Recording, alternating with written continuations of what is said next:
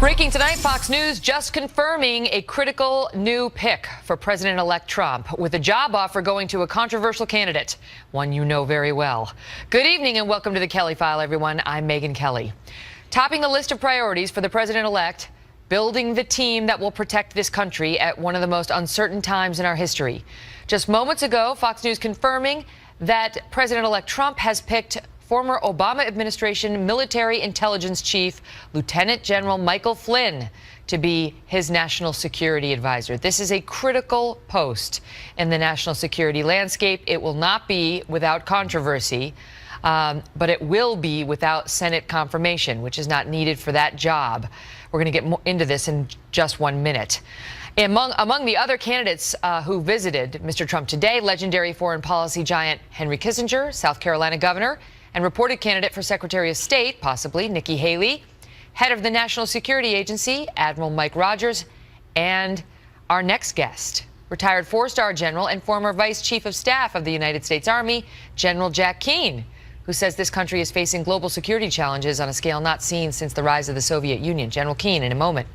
But we begin tonight with Chief National Correspondent Ed Henry, who is here with me in New York, on the breaking news and the transition. That you just broke this, you just confirmed this, so it's a deal. Lieutenant General Mike Flynn, he's been offered it. He has not officially accepted it, but widely accepted that he will take this post. Why it is significant that he's being appointed to a top White House job is, as you say, he's made very controversial statements about Muslims before. He's taken on President Obama, challenged him on national security. That's why he got forced out.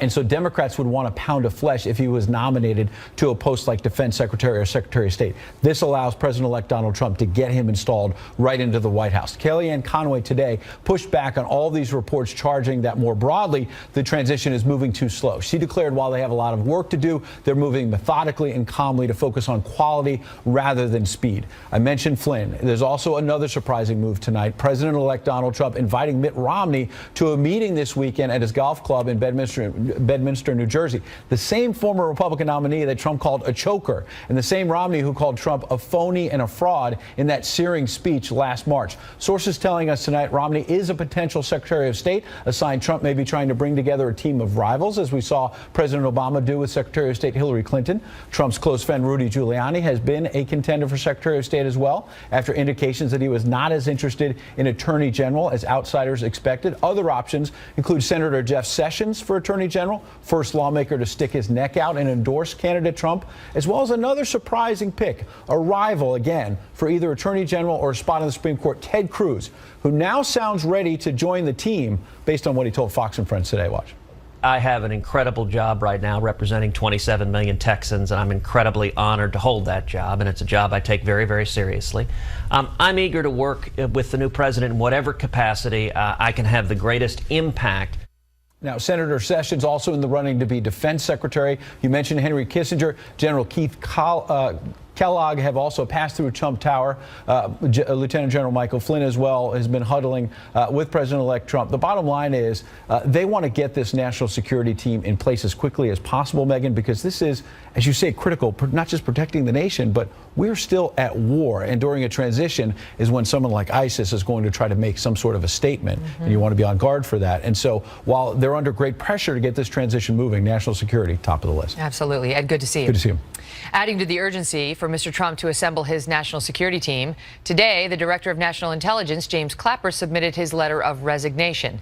He will stay on, however, until President Obama leaves office in January, putting Mr. Trump in the position to choose his successor. Joining us now, General Jack Keane, who is a retired four-star general, former Vice Chief of Staff of the U.S. Army, and Chairman of the Board for the Institute of the Study of War. As we mentioned, he also visited Trump Tower today, and there's some vacancies there, General. So, come on, let's have it. What'd you get offered? Look, it was his meeting, all right, not mine, and he controls the information. But I'll tell you this. The thing I had in common with Donald Trump is about a dozen years ago, we got a Man of the Year award in New York City, the Hotel Plaza from the USO. So I met him once. And I found him to be very personable. He asked excellent questions, throughout the 45 minutes that I was with him. Very, very engaged and very curious about, the world and its complexities. And, something let's be honest, that he and many of his close-in advisors that he's selected don't have a lot of knowledge about it. It's not surprising. Most people who aspire to be president don't have a foreign policy and national security background. The exception was certainly Hillary Clinton. You do. I do. So, I mean, you tell me, because you are enjoying your retirement and all your many stars, and now, you know, you're working in the Institute of Study of War, which you co-founded. You founded. So, you tell me whether you might have some interest in being the Director of National Intelligence or even Secretary of Defense or something like that. Well, that's between myself and Donald Trump. That's not a no. I spoke very frankly to him, and he understands where I'm coming from. All right, viewers, we are getting someplace with the general. We're getting someplace. I feel like we know, but he just can't say.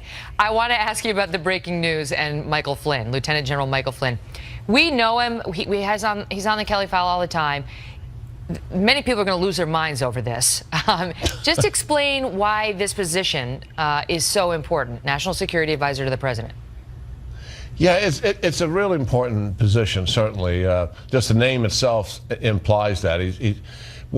There's two jobs there. The one is very visible, the National Security Advisor to the President. And obviously, the President judges whether that person is successful or not, because he or she speaks to that person on a regular basis, just about every single day, multiple times a day. That person's like the clearinghouse for information from the intelligence agencies, and who else? From all the interagencies that deal with national security. So the second piece of the position gives you a better sense of it.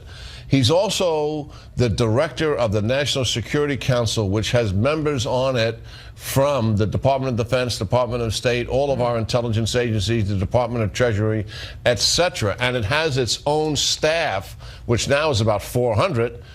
Senate Armed Services Committee wants to reduce it. So those are the two jobs. So he doesn't need to be confirmed in that position. He can just, you know, if Donald Trump wants him, he's got him.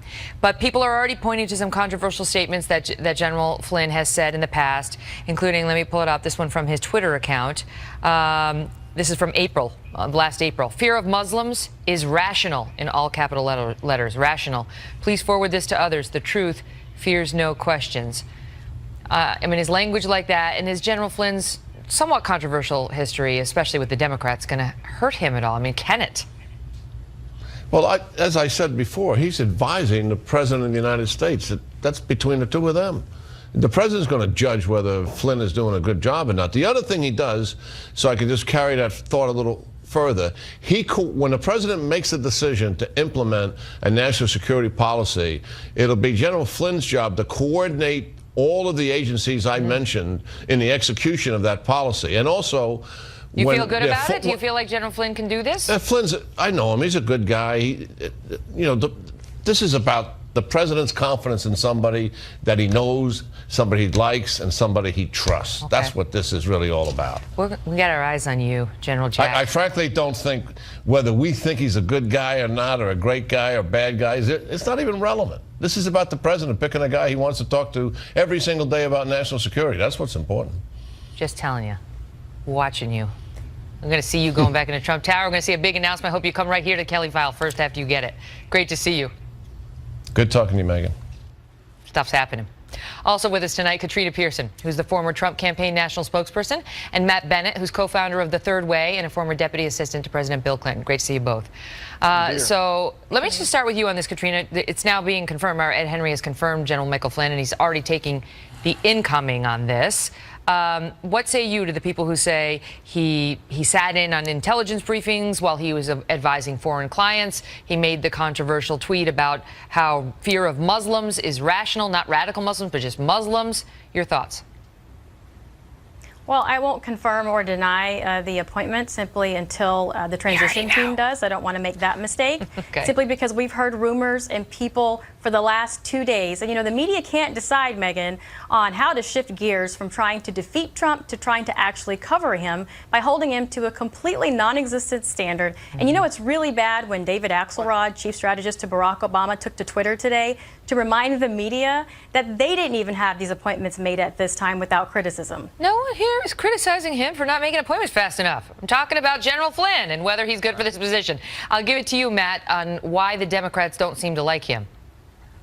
he is a horrendous choice for this job. General Keane was being polite, but being the National Security Advisor is incredibly important. Think about it. Condi Rice was the National Security Advisor on 9/11. You have to coordinate all of the agencies, as the general was discussing. You have to make sure that the president's wishes are carried out by the entire national security establishment, which is gigantic. And most importantly, you have to be an honest broker for the incoming that you're getting from the State Department and the CIA and the intelligence agencies and the Defense Department. He is, by all accounts, a very difficult guy to work for, but also, and much more importantly, he's just not a good person. He's talking about how we should fear all Muslims. That is not the kind of person that you need in the most important positions. Well, just because he made Washington. that one statement, which I've had him on the show many times, and I have heard him speak about radical Muslims for the most part, although this tweet doesn't say that, just for the record. So I don't know that you can leap to he's not a good person, Matt. Go ahead, Katrina. But if we're being honest here, I mean, whoever Mr. Trump nominates to any position, there's going to be scrutiny. There's been scrutiny over his initial appointments, and so I think to expect that this is just going to be, you know, icing on the cake is just completely unfound. Okay, but the criticism, Katrina, is that the people who are going in there that they don't have any experience, and that it just favors he's returning. He's putting, you know, people in major positions as just favors because they were loyal to him, as opposed to people, this is the criticism, who know what they're doing.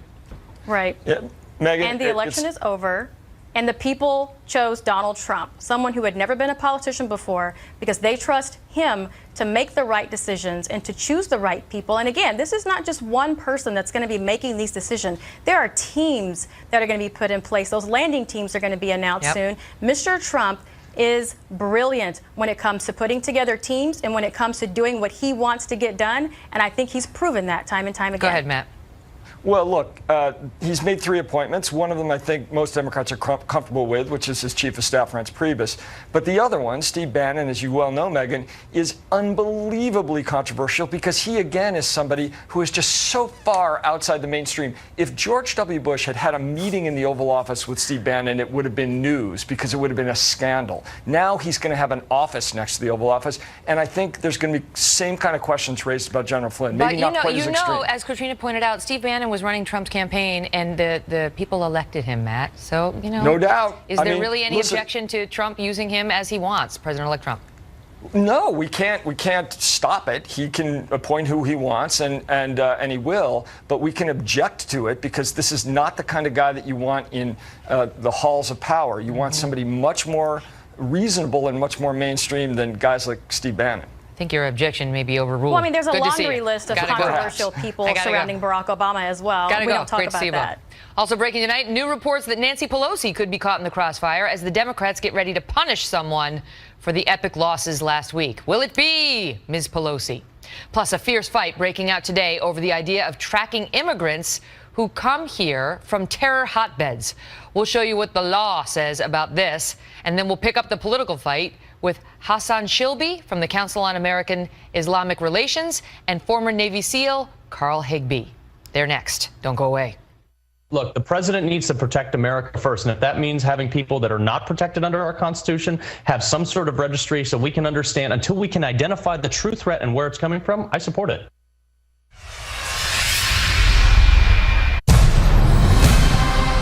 Breaking tonight, growing fallout over reports that the president-elect's team may be considering some kind of registry for folks who are coming to the United States from areas that are hotbeds for terrorism.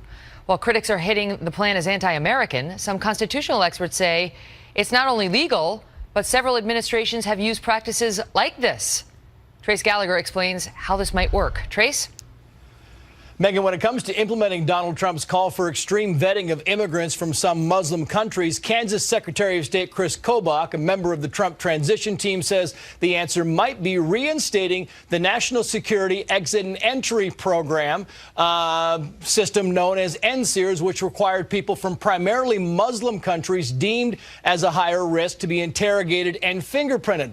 The program started after 9/11 and ended in 2011 when the Department of Homeland Security decided said it was redundant. It was also criticized for unfairly targeting Muslims. And Chris Kobach, who helped design the program, acknowledges NSEERS didn't result in any terror charges, but says it was a great tool for fighting terror because law enforcement could identify potential terrorists who did register and arrest those who didn't. And even those who oppose NSEERS say it would be easy to reinstate because technically it's still on the books. Former Policy Director for Homeland Security Teresa Brown told BuzzFeed the program is inactive because the 25 high-risk countries were taken off the list. But if the president issues a new order and if the Homeland Security Secretary issues a new list of countries, the program could be easily reactivated. Whether it passes constitutional muster is a different question. Experts say there is no comparison to the internment of the Japanese during World War II because those were American citizens.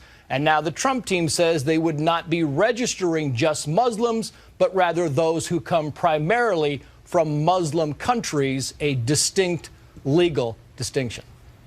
Okay, Trace, thank you. Our next guest is among the legal experts suggesting that a program like this, like that post 9/11 registry, would likely pass constitutional muster before a judge, in part because it already has. J. Christian Adams is a former DOJ attorney. Great to see you, Chris. So describe what exactly you think would be legal.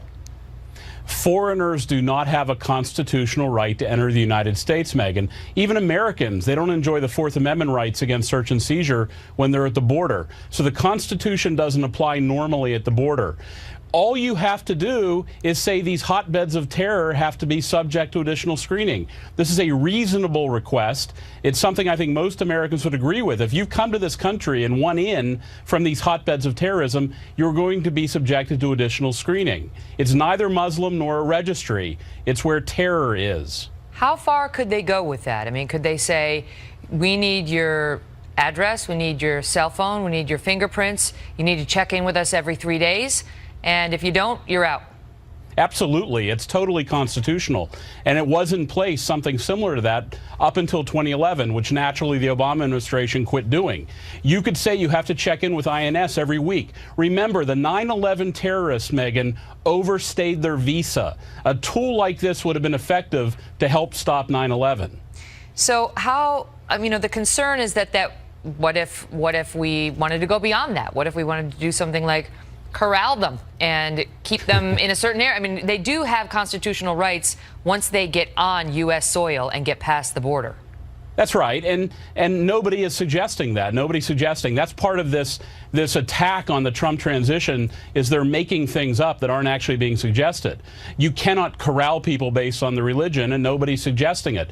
But you can impose entry requirements that will protect this country by asking them about their views of certain issues. Or do they think it's legitimate to wage jihad against the West? Can Donald Trump just do that with a stroke of a pen, or does he have to, get that passed through Congress? He can do it with a stroke of a pen, and I suggest he probably is going to do it because that's why he was elected, to try to keep America safer than we've seen over the last couple of years in places like Paris, where you can see what happens if you don't protect the country. The president has a lot of power in dealing with the border to protect the nation. Christian Adams, great to see you. Thanks, Megan. Well, this debate over this has been on fire in the media today, and we're picking it up there with Carl Higbie, a former Navy SEAL and Trump supporter, and Hassan Shilby, the chief executive director of the Florida branch of the Council on American Islamic Relations, known as CARE. Great to see you both. Thank you. So, Carl, we had this debate on the show last night. Right. You just want to make clear that we got into this back and forth about, whether there was legal precedent for doing this with checking at the border. And you made a reference to the Japanese in World War II, and your position tonight is that that was not a reference to internment camps. Oh, no, Is that absolutely. Right? Quite frankly, I was actually shocked that you brought in internment camps, but it was a reference strictly to the scrutiny on immigration and the stopping of immigration and the registration of immigrants coming from places like Japan and Italy and Germany and things like that. So no, it had nothing to do with internment camps whatsoever. Okay, but you didn't say that you were shocked. Here is what happened between us last night when we were talking about this proposal by Chris Kobach to check out Muslims at the border. Listen.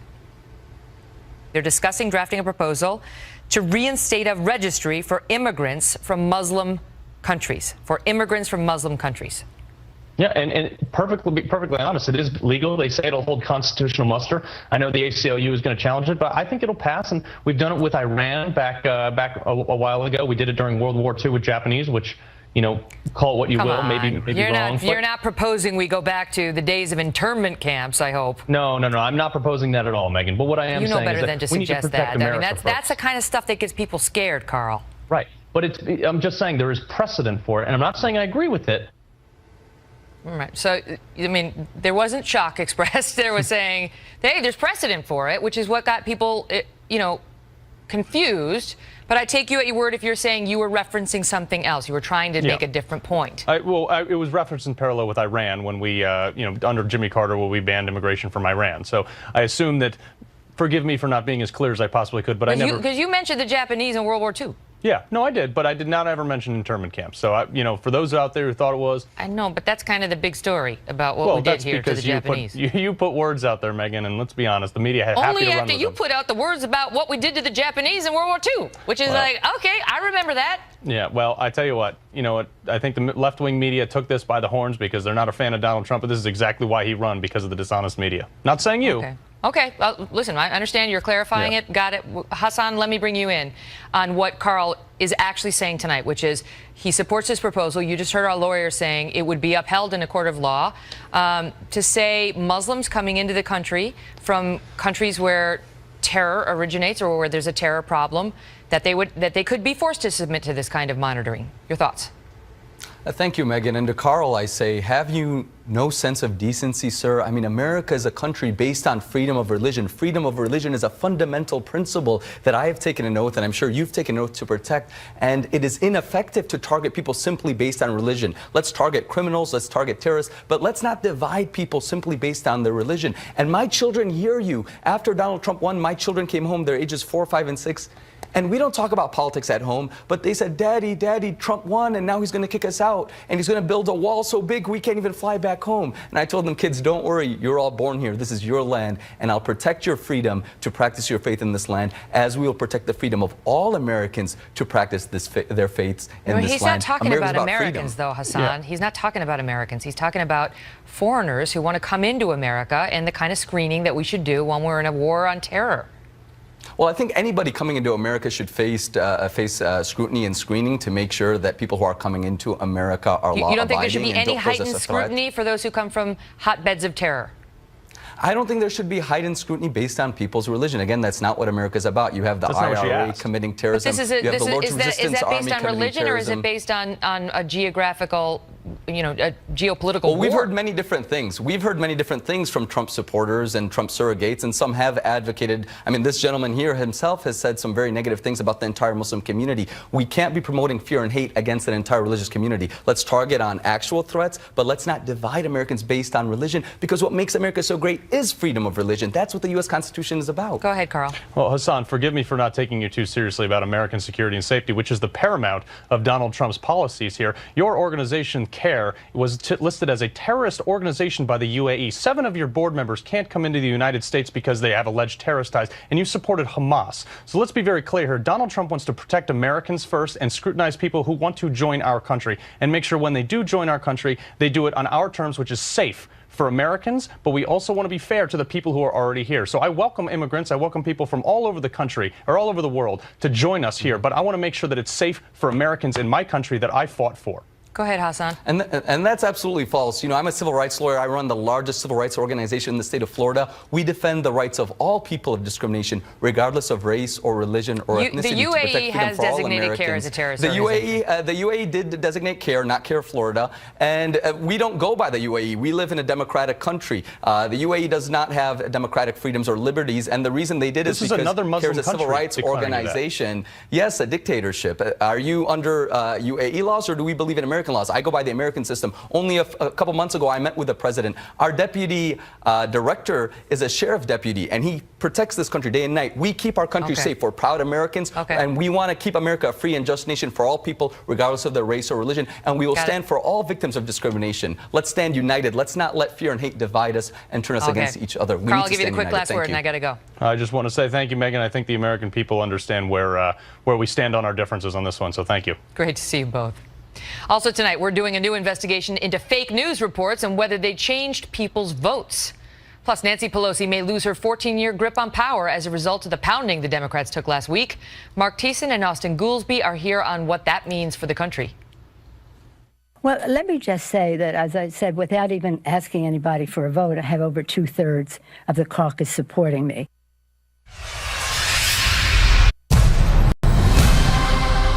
Breaking tonight, a young Democrat from the blue-collar town of Youngstown, Ohio, has stepped up to challenge Nancy Pelosi and possibly break her 14-year grip on power. That news comes as President Obama faces roughly 2 months in office left and a legacy under possibly going under from the president-elect. The Clintons appear to be leaving the political stage meantime after being a powerful force in Washington for over 30 years. Senator Harry Reid is retiring after 3 decades in office. And Nancy Pelosi could do nothing but watch as her caucus decided this week to delay leadership elections while they figure out what went wrong on Election Day. Joining me now, Fox News contributor and former chief speechwriter to President George W. Bush, Mark Thiessen, and President Obama's former chief economist and economics professor at Chicago's Booth School of Business, Austin Goolsbee. Great to see you both. Good to see you, Megan. So, Mark Thiessen, Thanks for having us put back. this in perspective for us about the state of the Democrats and the Democratic Party right now. Well, the Democrats have called off their elections until they can figure out what the hell is going on. It sounds like right now. And look, the state of the Democratic Party is pretty bad. A few weeks ago, the Democrats were preparing to measure the drapes in the White House and watch the Republican Party infight over how they had such a devastating loss to Hillary Clinton. Now it's the Republicans that are measuring the drapes and the Democrats that are infighting. And they have a lot to fight about, as Congressman Ryan has correctly pointed out. They've have the smallest congressional minority since 1929. Donald Trump has been elected president of the United States. They've lost 60 seats in Congress since 2010, and that's the Republican wave at the national level. At the state level, the Democratic Party has lost 242 state legislative seats since Barack Obama took office, lost control of 30 state legislative chambers, and a dozen governorships. When Barack Obama took office, Republicans had control of about 8 state legislatures where they had both the governor and the state legislator. Today, it's half the country, and Democrats control 6. So the Democratic Party has been... We've been focusing on the national elections. At the state level, they have been completely wiped out. The wave is in the national level. There's a tsunami at the state level. Pretty compelling argument there, Austin. What's the counter? Yeah, look, several of those things I don't disagree with. I agree. You know, Donald Trump wins a very narrow presidential victory, but I think Mark is right. That completely turned the tables. Now it's the Democrats fighting with each other, trying to figure out, you know, why did this happen and whose fault was it and where should they move.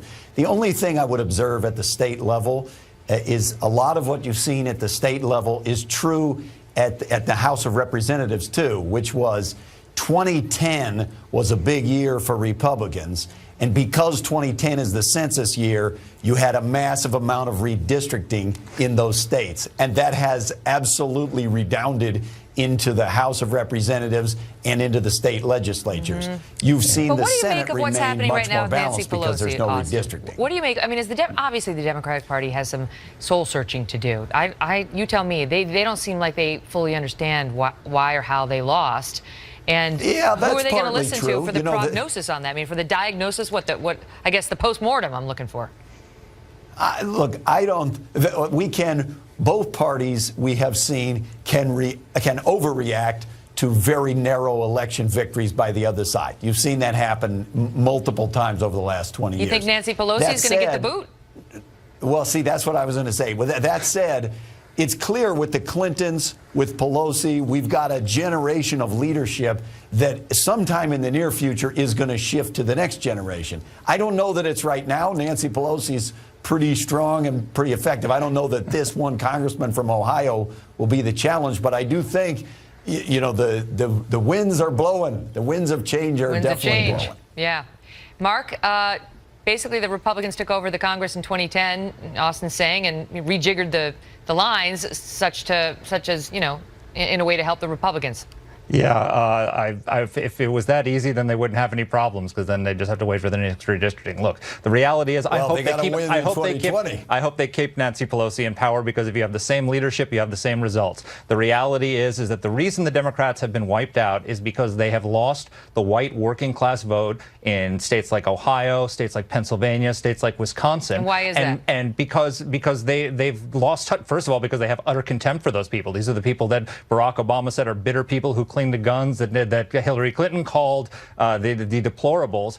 They're not going to win those people back with a San Francisco liberal. Tim Ryan is from Youngstown, from that part of the world. He knows how to bring the Democratic Party back, but I hope they don't listen to him. Quickly, Austin, go ahead. Mark's kind of firing the most inflammatory things that he can fire. I mean, Barack Obama's popularity rating is above Ronald Reagan's at this point in his presidency. And Donald Trump just lost the popular vote by more than 1 million. But he won the electoral college. He's very popular in California, a very narrow Austin. victory. All right. Narrow victory. Let that be your warm blanket as you go to sleep to President Trump.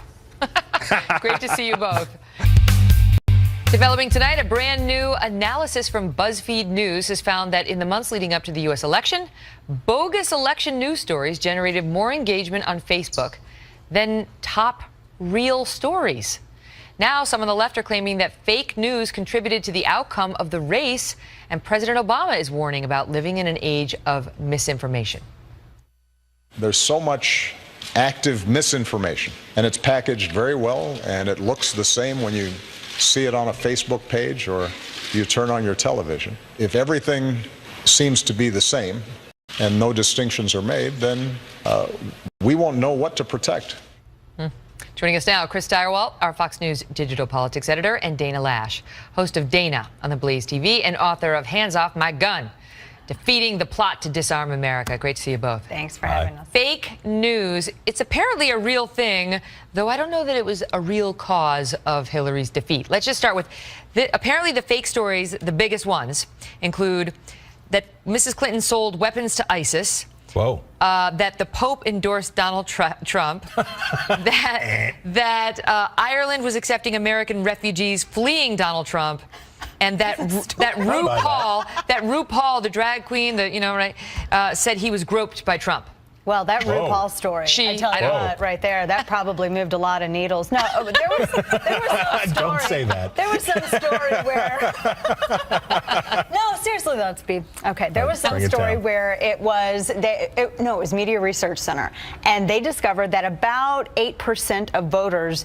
They determined that maybe if what they had believed was being said about Hillary Clinton that they saw in the news, maybe if they would have believed it, it would have had an impact on the way that they voted. But nobody trusts the media. 78% of voters don't trust the media. That's an MRC poll from last week. So I don't really think, and those are so outlandish too. The RuPaul, that's my favorite. I haven't heard that one until tonight. That's the last straw.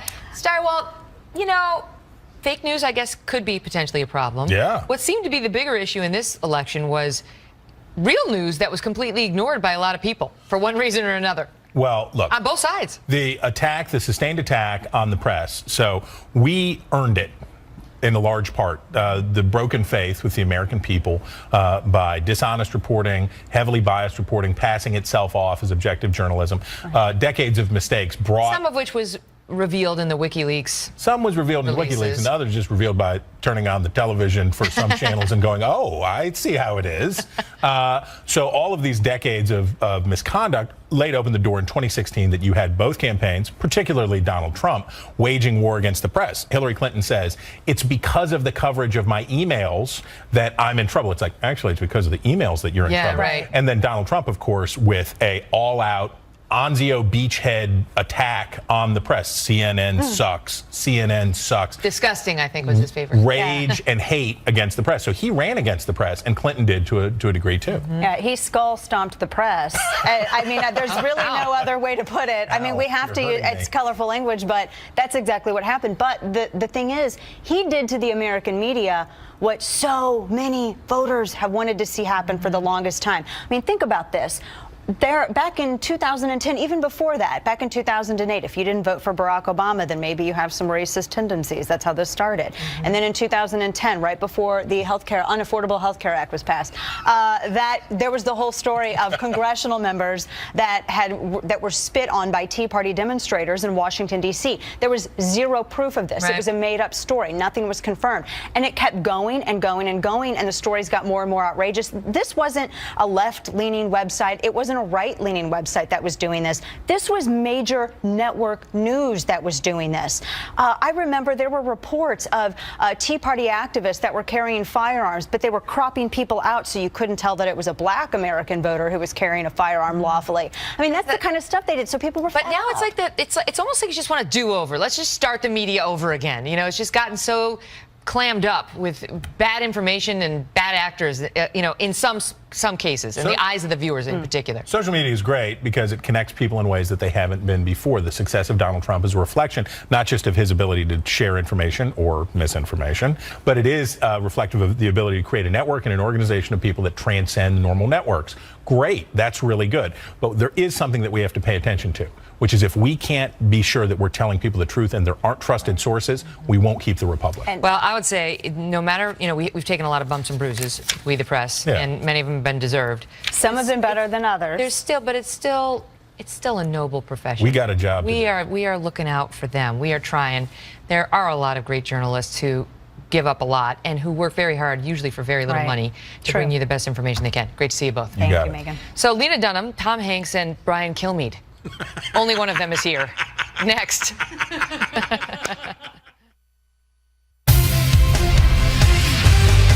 Two winners in the 2016 election, Donald Trump and the therapists working in and around the Hollywood area.